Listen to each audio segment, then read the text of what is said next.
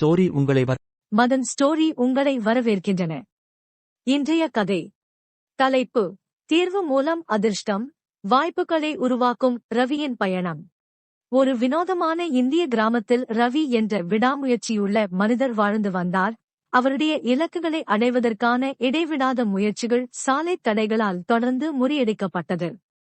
ஒருநாள் அவர் புத்திசாலியான கௌதம புத்தரை சந்தித்தார். அதிர்ஷ்டம் பற்றிய மழுப்பலான கருத்தை பற்றிய பதில்களை தேடினார். புத்தர் ஆழ்ந்த ஞானத்தை வழங்கினார்.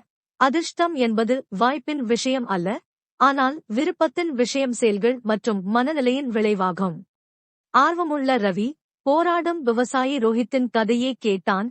ஒரு அறிவாளியின் வழிகாட்டுதலால் அதிர்ஷ்டம் கண்டுபிடிக்கப்படவில்லை, ஆனால் உருவாக்கப்படுகிறது என்பதை கற்றுக்கொண்டார். கடின உழைப்பு, தன்னம்பிக்கை மற்றும் நேர்மறையான செயல்களின் முக்கியத்துவத்தை வலியுறுத்தி ரோஹித்தின் வெற்றி கதை எதிரொலித்தது. புத்தரின் போதனைகள் மற்றும் ரோஹித்தின் மாற்றத்தால் ஈர்க்கப்பட்ட ரவி தனது மனநிலையை மாற்றிக்கொள்ள வேண்டும் மற்றும் தனது சொந்த அதிர்ஷ்டத்தை உருவாக்க தனது இலக்குகளை நோக்கி செயலூக்கமான நடவடிக்கைகளை எடுக்க வேண்டும் என்பதை உணர்ந்தார். ரவி கடின உழைப்பையும் நேர்மறையான மனநிலையையும் ஏற்றுக்கொண்டதால் அதிர்ஷ்டம் படிப்படியாக அவரை பார்த்து புன்னகைத்தது. கௌதம புத்தரின் வார்த்தைகள் எதிரொலித்தன. அதிர்ஷ்டம் என்பது வாய்ப்பின் விஷயம் அல்ல, அது விருப்பத்தின் விஷயம். தனது புதிய புரிதலால் ஊக்கம் பெற்ற ரவி சவால்கள் மற்றும் பின்னடைவுகளை சந்தித்தார். அதிர்ஷ்டத்தை உருவாக்குவதற்கு தொடர்ச்சியான முயற்சி மற்றும் அசைக்க முடியாத நம்பிக்கை தேவை என்பதை உணர்ந்தார். ஒரு வெற்றிகரமான தொழிலதிபரை சந்தித்தது. வெற்றி என்பது அதிர்ஷ்டம் மட்டுமல்ல, இடைவிடாத உறுதி மற்றும் கடின உழைப்பின் விளைவாகும் என்ற ரவியின் நம்பிக்கையை மேலும் உறுதிப்படுத்தியது. இந்த நுண்ணறிவுடன் ஆயுதம் ஏந்திய ரவி தனது கனவுகளை நனவாக்கும் பயணத்தை தொடங்கினார். அர்ப்பணிப்பு மற்றும் நேர்மறையான செயல்கள் மூலம் வாய்ப்புகளை உருவாக்கினார்.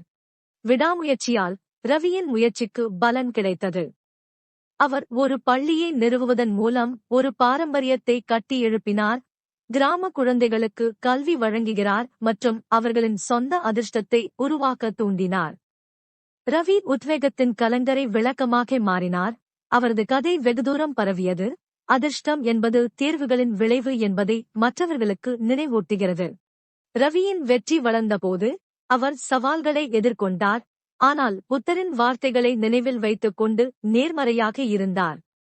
இறுதியில் அவர் தங்கள் கனவுகளை அடைய விரும்புவோருக்கு வழிகாட்டுதலாக ஆனார். அவரது இறுதி ஆண்டுகளில் ரவி பெருமையுடன் திரும்பி பார்த்தார்.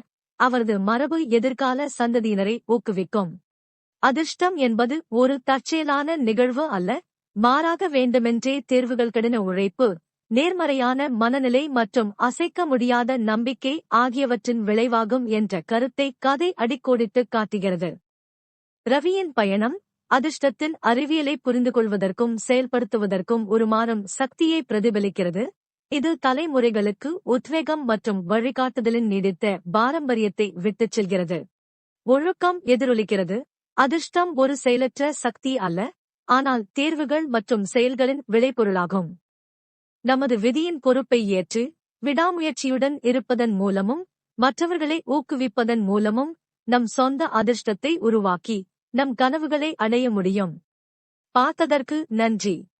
தயவு செய்து எங்கள் சேனலை குழு சேர